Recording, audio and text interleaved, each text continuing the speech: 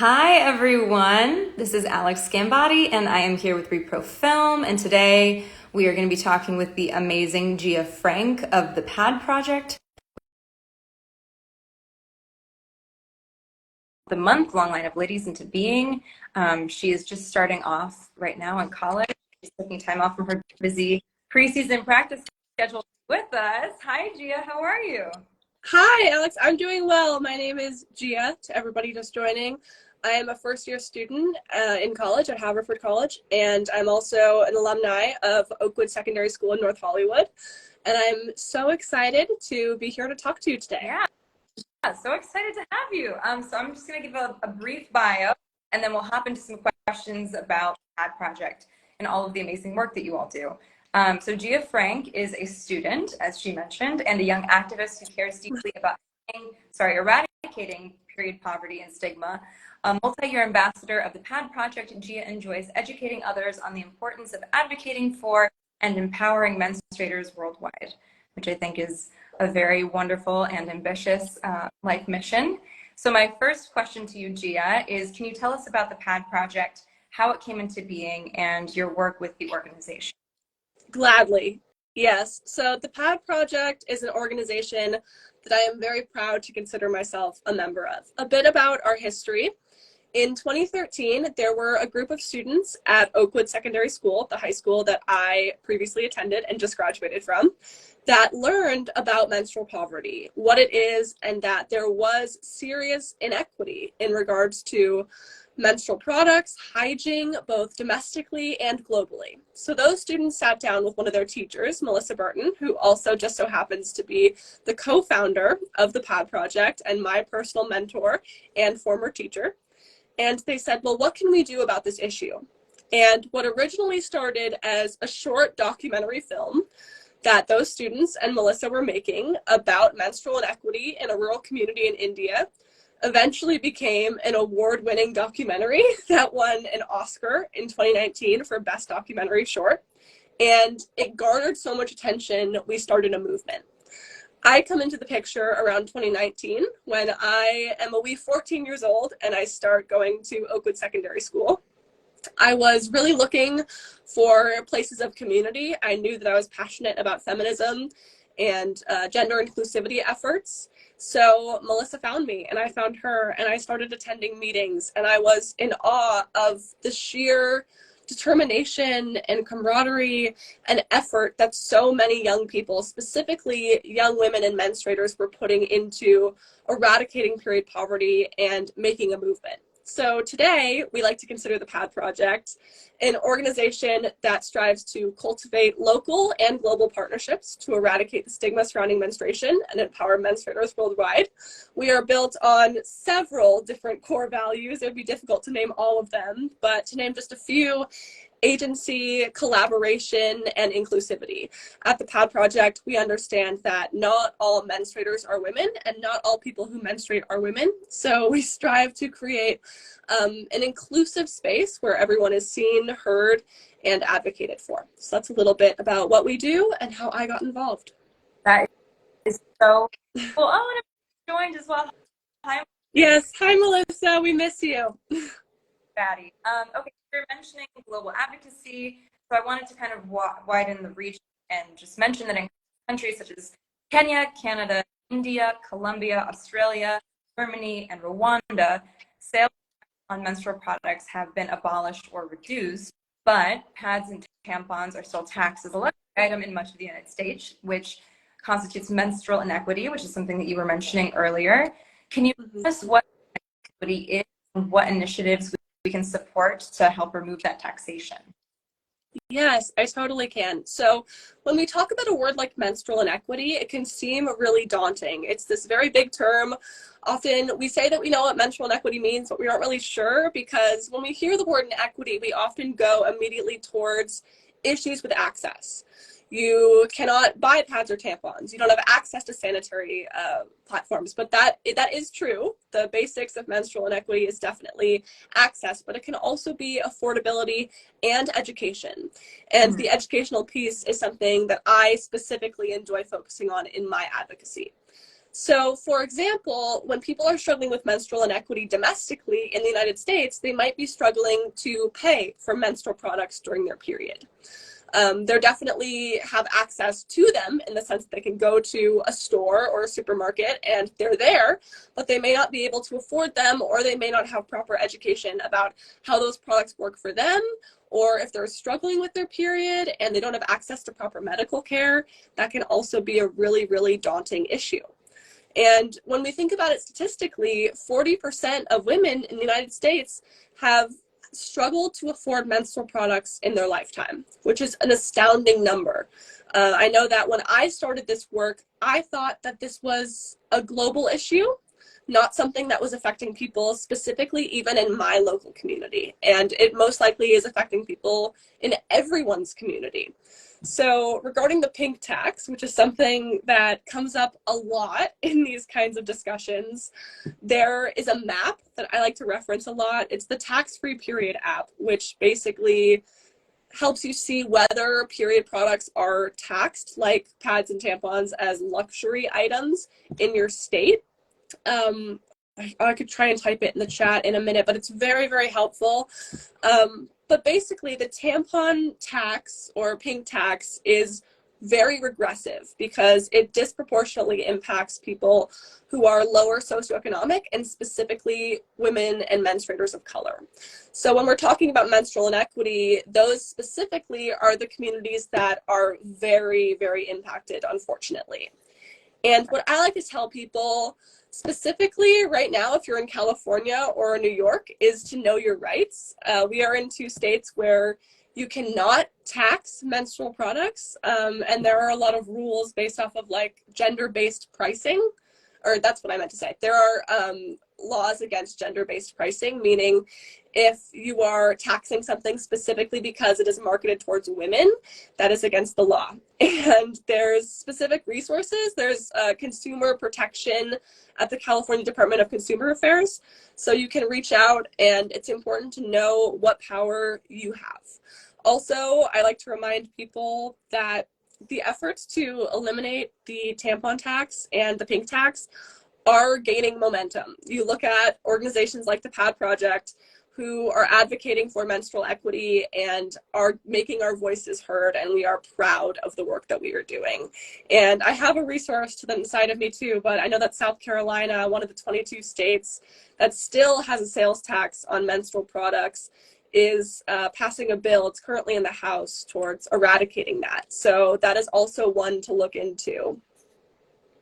I'm like furiously writing notes, so if you see me looking off to the side, what Gina's saying, I'm with all of this, people have access to it in a real, simplified legible format that doesn't look like my handwriting. That's all really great. No, I love it. Thank you. We're doing it old school today. So we've been focusing on elements that might be a little bit more negative, menstrual inequality. I wanted to focus on something really empowering and wonderful to do.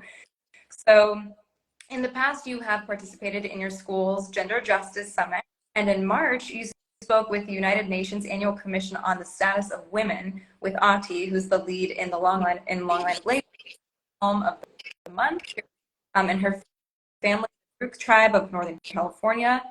What were those experiences like, and how did those come about? Those were truly incredible experiences. I think when we talk about once-in-a-lifetime opportunities that you will carry with you in every sphere that you enter, those are 2 that I hold in my heart and have profoundly impacted me. Specifically speaking, at the UN was such a labor of love, in the sense that I had been with the PAD Project for 4 years, and we made it through the pandemic. Melissa Burton and I, my mentor, co-founder of the PAD Project, had worked very closely to plan my school's inaugural Gender Justice Summit, and this felt like an amalgamation of years of hard work and of joy and of celebration. And something that I love and that resonates with me very deeply about the film Long Line of Ladies is that it reframes menstruation through a celebratory lens. I also love period end of sentence, but like you stated previously, it does touch a lot on the darker sides of period poverty and menstrual inequity. Although we do end up giving agency to those women who may be struggling through pad machines, things of that nature, it still has a bit of a negative cast where, like, what else can be done? What can we do to change the narrative about menstruation? And Long Line of Ladies is the perfect example of that. And when I watched the film for the first time, it made me very emotional because I couldn't help but think, what does this mean for other young menstruators? And what does this mean for a little version of myself getting to see this film and getting to reclaim the idea of menstruation? Whereas in our culture, it's previously thought of as dirty or something to be scared of or to hide. And I think speaking about that in such a public manner with Ati and with her family support and with Rika, our co-director of the film, it was incredibly moving. And I also got to attend a lot of parallel events at the UNCSW, which was invaluable. I learned so much from so many other amazing individuals. And it definitely tied back to my experience with the Gender Justice Summit because I was able to fulfill a long-term goal of mine of having a leadership position, working for something I care so deeply about. And it reminded me of how I started my work in the PAD project as a follower, as someone who wanted to learn more and who was passionate about looking at leaders and aspiring to be like them. And I was able to work up to that level and do some advocacy of my own. So cool. That is so cool. First time I saw Long Line of Ladies was a block of short films at the festival, and I didn't know that it was coming out. I didn't know anything about it, and it made me weep, like just weep. It's probably my favorite short film I've ever seen. It's beautifully shot. It's beautifully directed. I would say I cry without fail every single time I see it. Every single time. There's like one of the patriarchs reading the poem to his mother, and that gets me every time. But yeah, definitely encourage everyone to go and watch it. If you want something that's like a balm to the soul, watch Long Line of Ladies. Okay. Oh, quick question before I move on to the question I planned. Explain pad. What are those? How do you communities abroad? Yeah, so you said pad drives, correct? So a pad drive, did you say menstrual product drive? I'm sorry, it cut out for a brief moment. Those 100%, but I was asking about pad machines that you were talking about. The pad machines. Okay. So basically the pad project we have so many different partnerships that we make, but two of which are pads for schools. And is it called Pads for All? There's another one that I am accidentally butchering the name of at the moment, but basically Pads for Schools is where we provide a monetary grant to an NGO that then provides pads for a local school community. So I would say that that is something that the PAD project has been doing from the very beginning. It is very pivotal to our founding, and one of the basic things that we were talking about is that girls and young menstruators miss school because of lack of access to sanitary products. So that is one example of which we were able to eradicate that at the source. Right. That's awesome. So those are the pad drives, right? Pads for Schools is like monetary grants that the PAD project will give to specific partners, whereas menstrual product drives are something that can be organized by you and me and anybody who may be listening. So a bit of information about a menstrual product drive, if people would like to learn more, is that it can be done almost anywhere. If you are an educator, if you are a student and you would like to house one at your school, if you are religious and attend a place of worship, you can house one there. In your local community rec center, in a gym, anything like that. The possibilities really are endless. And I would say that I recommend a few pivotal steps if you're starting a menstrual product drive. The first step is to contact who you think may need the products. When I held my first menstrual product drive, I actually donated all of the products to a food pantry people don't often think about this, but food pantries often collect menstrual products because people are coming and they need them. So I contacted the local food pantry and I said, hey, I want to do a drive. I want to collect menstrual products. Do you have need for that? They said yes. I asked if there was anything in specific, whether it be pads, tampons, liners, reusable menstrual cups, and specifically they were getting a lot of demand for tampons. So I made flyers, I made some posters, I put them around on campus, and then I created a bin in a place where there was a lot of traffic. I learned after my first drive to definitely continue putting the bin in a place where people can see it and where there's a lot of flow of people, so it can be a rallying point for the community. And I've had friends tell me, like, it was fun to see how the donations grew throughout the week. So I would say after you finish collecting the products, count the amount that you have, and then organize a way to coordinate with the place you're donating them and drop them off. And I also recommend checking back in within the month or within the 2 months to see if demand has increased, if it stayed the same, and what you can do to help. That's so cool. So that's a second drive, but you're specifically looking for menstrual products and you can donate them to places like food pantries. I'm going to list those steps in one of those graphics because I think that's a really great idea and it's one that kind of goes overlooked. You had mentioned, though, I wanted you to dive into the menstrual, the pad machines that in period you guys equip with women in India with one of those machines, right? Is that where you can make pads yourself? Yes, so that ties in a lot to the collaboration and agency piece that the PAD project really enforces. So in the documentary short film Period and Sentence, which is available to stream on Netflix, I highly recommend, excuse me, a rural community in India is given a pad machine in which they can take control of their right to have access to sanitary products, and they gain a lot of agency and they form deep friendships and they take control of themselves and of their community in a very empowering way, because not only does the pad machine give those women access to menstrual products, it also employs them because they are making them, and that gives them a sense of purpose. It gives them drive. They can support their families. It's an incredibly moving film as well that I would highly recommend. I would also recommend Oscar. That is just such a thing that a movie about menstruation won an Oscar. Makes me so happy. It is indeed, yes. Right? And Reka, who is co-directors of Long Line of Ladies, also directed Period and Sentence, didn't she? Yes, she did. Yeah, amazing. Okay, I have a final question for you, Gia, and then I'll let you get back to your day. So how can someone begin a chapter of the PAD project at their school, whether in the or abroad? Yes, that's an excellent question, and the PAD project is always looking for new ambassadors. I think that a great way to start, if you are a student or if you are a member of a school community, is to find a faculty sponsor if you're a student, or find students if you're a faculty member that are interested in starting your own chapter. I also think that connecting with friends, peers, community members, if you're outside of the school community, is also very helpful.